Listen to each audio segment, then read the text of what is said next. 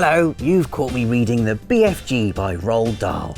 Why are you reading a children's book, I hear you ask? Well, the answer is simple. I really hate being challenged. I like to live life in the easy lane, complete simple tasks, and then feel good about myself afterwards. Which is why this week's video, the hardest platinum trophies on PlayStation, is one I've thoroughly hated making. A, because naturally they're all bloody hard, and B, because it forces me to admit I've only got 2 platinum trophies, one in Assassin's Creed 2 because everyone's got the platinum for Assassin's Creed 2, and one in Heavy Rain because I enjoyed the myriad ways Ethan Mars can die in all those endings you have to unlock. Let's kick things off with Dark Souls then, a game that's hard, blah blah blah, prepare to die, yada yada, yes. But the fact Dark Souls' inclusion on this list isn't a surprise shouldn't detract from the fact that the platinum is a bloody pain in the backside. Not only do you have to finish one of the hardest games on PlayStation,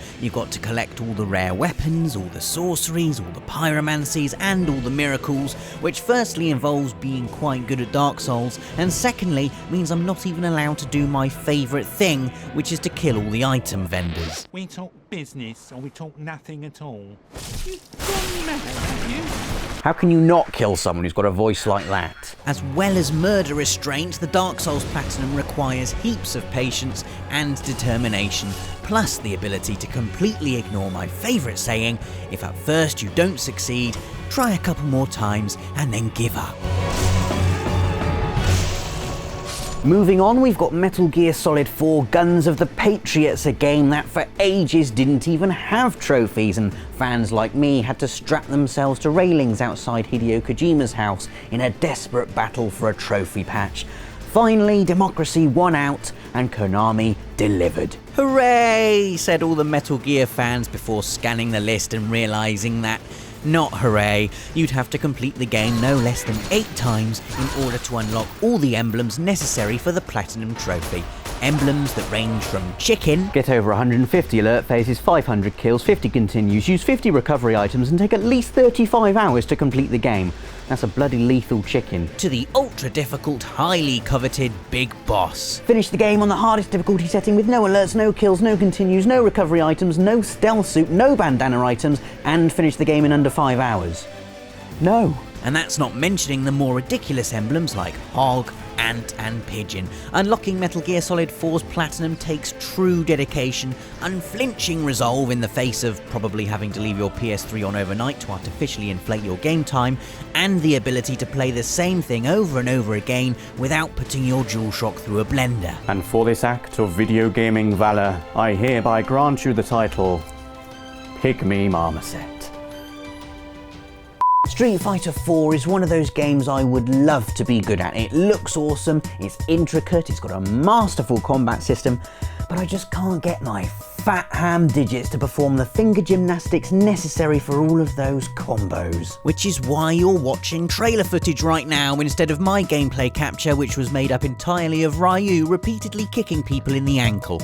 To nab the platinum for Street Fighter 4, 2 of the hardest trophies you'll need to unlock are No Challenge Too Hard, which is a lie because most of them are, and you need to beat all of them, and also Playing to Win, which tasks you with winning 10 online ranked matches in a row. Doable, you might think, yeah, 10 in a row. Have you seen the people who play Street Fighter 4 online? Those people weren't born, they were grown in secret underground laboratories and genetically altered to grow 10 thumbs on each hand.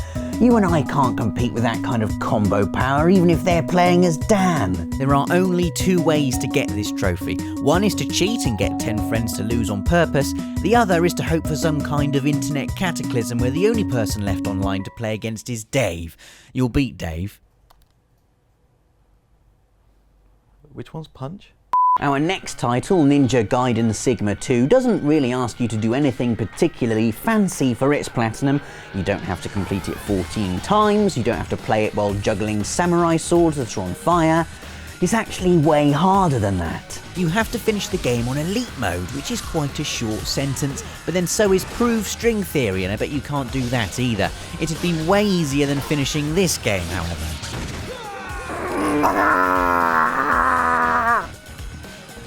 Killzone 2. Killzone 2. I've run out of jokes about things being hard now, so here's a montage of pretty things set to lovely music.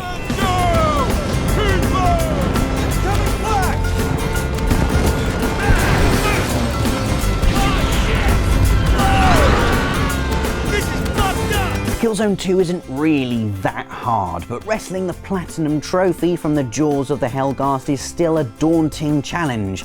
And if you've done it, then I put this hat on and take it off to you. Well done. Because it means you've got the Heroic Survivor Trophy awarded for finishing the entire game on Elite difficulty. I can do that, you might think, for getting the thumb-numbing fight with Sean Pertwee at the end, a fight so difficult that I genuinely ended up doing this to my copy of Killzone 2. Why won't you just die? How'd you like that? Now I've beaten you, now you're dead! And that's not even the hardest trophy. The hardest trophy is Valor Grand Cross, and to make that pop, you have to play online and score in the top 1% of everyone playing the game in any given week. That's the top 1%. And seeing as how Killzone 2 is now 2 Killzones ago and there aren't that many people playing online anymore, that essentially means that now you have to be number 1. Good luck. Look, it's Grand Theft Auto 4. You probably forgot it even existed, didn't you? What with its behemoth of a sequel ready to follow up being the biggest game on PS3 by being the biggest game on PS4 as well.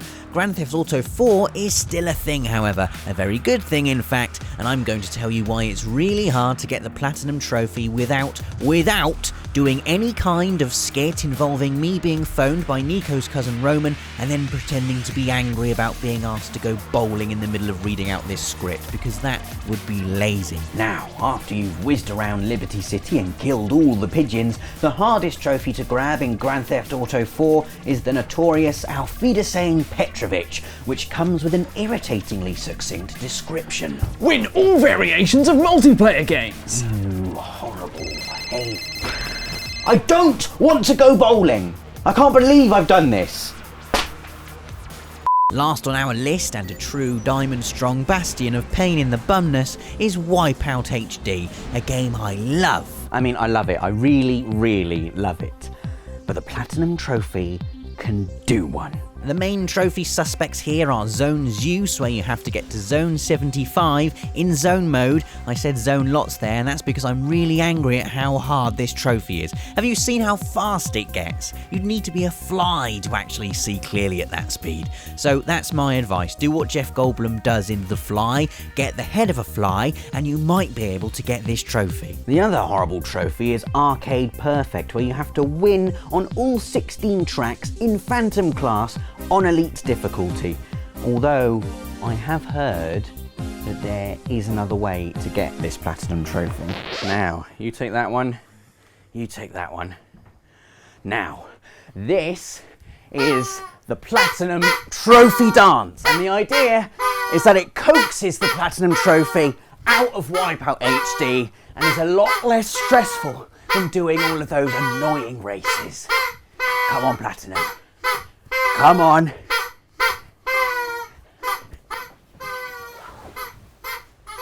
It's not worked.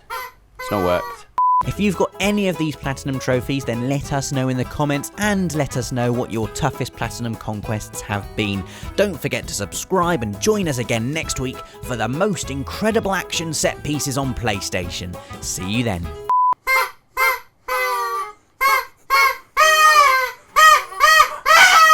You sound like Chewie.